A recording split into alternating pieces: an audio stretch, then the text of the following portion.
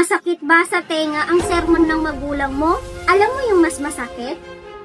Yung wala kang magulang na magtatama ng mali mo. Alam mo, kaya siguro gusto ng magulang na sabay-sabay kayong kakain kasi alam nila darating yung panahon na kapag may kanya-kanya na kayong pamilya ay magkakalayo na kayo sa isa't isa.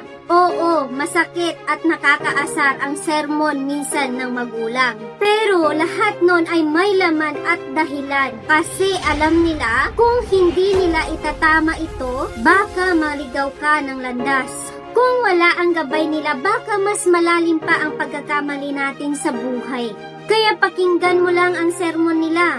Kasi yung sermon na yan ay may halong pag-aalala at pagmamahal yan. Ayaw nilang mapariwara ang buhay mo. Walang magulang na gugustuhin, mapahamak o maligaw ng landas ang anak nila. Dahil